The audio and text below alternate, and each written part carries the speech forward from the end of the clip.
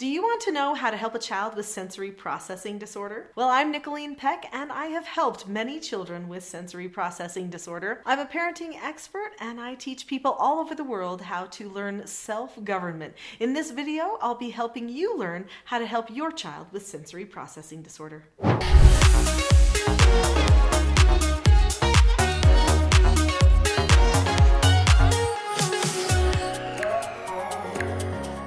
Now, I'm not a doctor, but as a previous foster parent, in fact, treatment parent for many teens between the ages of 12 and 18, multiple of which had sensory processing disorder, I can tell you what I've done to successfully help children with sensory processing disorder to thrive. In this video, we'll be talking about multiple different things to keep in mind as you are trying to help with sensory processing.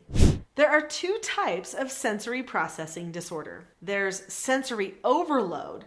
That's when a person can't handle certain noises or too many noises, or maybe it's certain smells or certain sights or lighting. There's things that just get their senses overloaded to the point that they start to experience anxiety and they even start to shut down in other ways. And then there's sensory seeking. So some people with sensory processing disorders feel like they don't get enough sensory pleasure. And so they're constantly seeking something to touch, something to hear or feel or taste. Both of these types of sensory processing disorder can be addressed with the different strategies that I'm going to be talking about. Many people choose to do occupational therapy for their children with sensory processing disorder. There's a lot of wisdom in this because a good occupational therapist will help guide you to things you can do at home to help increase your child's sensory tolerances or to help them decrease some of their sensory demands. But not everybody finds everything they need from occupational therapy. In fact, some of the youth that were in my home found some of their greatest gains in overcoming some of their struggles and anxiety with sensory processing disorder with some of the other things that I'm going to share with you now. People who have sensory processing disorder usually thrive by having what's called a sensory diet. A sensory diet is a type of exercise or hard work that a person engages in. This process of exercising, working hard, sweating, making all of the body functions, the brain, and all of the senses work together helps the person establish a sensory balance and stop focusing on some of the little feelings that cause anxiety or get in the way of normal productivity. So have your child do jumping jacks and maybe run around the yard, trampoline, go on bike rides, walks, running, do some gardening work together. I know for some children that don't want to touch certain textures, that can maybe seem a little bit difficult, but you can talk them and walk them through it. The more that you expose your child to, actually the better. What I found with my foster children that had sensory processing disorder was that the worst thing that I could do for them was protect them from the senses that were causing them so much anxiety and stress. I needed to continually offer them opportunities to work through those anxieties so that they wouldn't feel like those anxieties had to hold them back forever. Now, of course, you want to be understanding of what is happening within their body that maybe you aren't dealing with, but that doesn't mean that we should baby or coddle them. We need to give them the skills that they need to handle this sensory processing disorder so that it is something that they can leave behind them as they grow older, instead of having to cater to and have it limit them their entire lives. What I found with the sensory diet was that it was much more effective to have daily activity, daily work and exercise.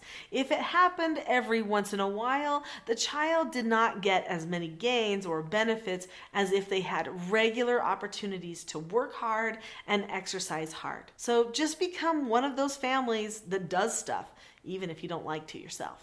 Before I get to my next point, if you know somebody who could use this video, who might have a child who's struggling with this and not knowing how to handle it, please share this video with them. or share it with your groups of people who have children just like yours. This type of a video could also be a good video to share with church leaders, teachers, people who interact with your child so that they know how to best help them, especially these next points that I'm going to be bringing up.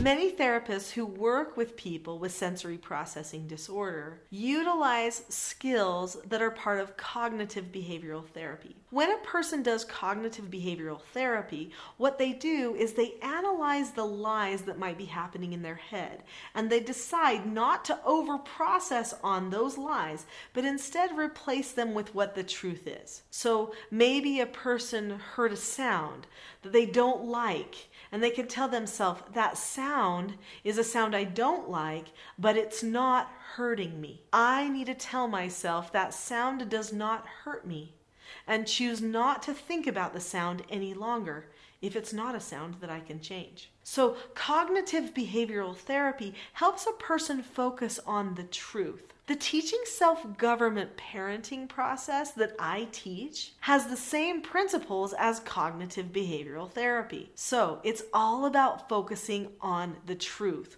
what's really going on inside, and how do I direct myself to do something different. In the Teaching Self-Government program, I teach 4 basic skills for children: how to follow instructions, how to accept no answers and criticism, how to accept consequences, and how to disagree appropriately. When a person gets a sensation or experience something with their senses that they don't like or causes them anxiety or stress, what I taught my foster children was, this is a no answer. This is something that you can't change. So how do you accept a no answer? You look at the person or the situation or the sound or whatever it is. You keep a calm face, voice, and body, which means you are deciding, I'm going to be calm. Then you either say, okay, that's how it is and I can't change it, or you disagree appropriately about it. So that means you would go to a person and say, I know you are using something that makes that sound right now, but can we please turn the sound off for a little while because it's starting to bother me? And if the person says no or yes, you say okay. And then step number 4 is drop the subject. That means you stop processing it. You choose on purpose, I'm not going to think about this anymore. I am going to now start to think about something else. Anytime a person overcomes a craving or an addiction, they have to choose not to process the thought that leads toward indulging in that craving or addiction. They have to stop themselves from thinking it and replace that thought with something else. So help your child choose what they can replace the thought with. Maybe there's a phrase. Maybe the phrase is something as simple as be calm, or breathe in, breathe out. Breathe in, breathe out. That type of thought process can change a person's life. It seems simple, but if they can recognize the no answers that life presents them in the forms of smells, sights, sounds, and they can tell themselves, I can accept this no answer, and I can replace the thought and stop thinking about what is causing me anxiety, then they will have power to conquer themselves no matter what the situation is. Now let's talk about the sensory processing disorder kids that are seeking sensory things. Well, sometimes it's not appropriate to just go and touch somebody or taste something, like lick something that you shouldn't be licking. Those then are also no answers. So that one skill of accepting a no answer can help that child too. Any boundary line that a person should not cross, which usually are many for children who are seeking sensory stimulation, are all no answers. So they look at the situation, they keep a calm face, voice, and body.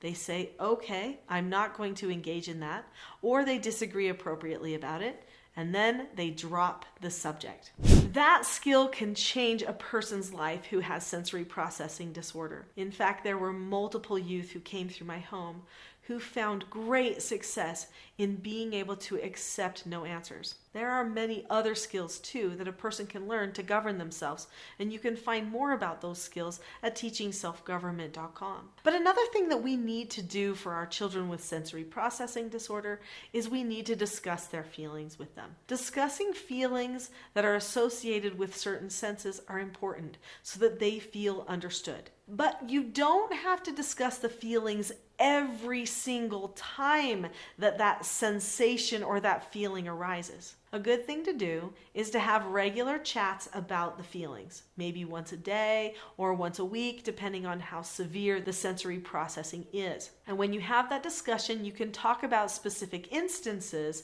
and what the person felt and how they chose to overpower that feeling with good productive thought instead, or what they can do better next time if they didn't have a good experience the first time. Being understanding is important, but let the child know that they don't need to discuss those feelings every single time. This will teach them that they don't need to be dependent upon following those feelings every time they occur. We want our children to be happy. We want our children to be free. They need to know that they possess the power inside to conquer this. Sure, for them it's harder. They're dealing with things that even we don't fully understand. But they can improve.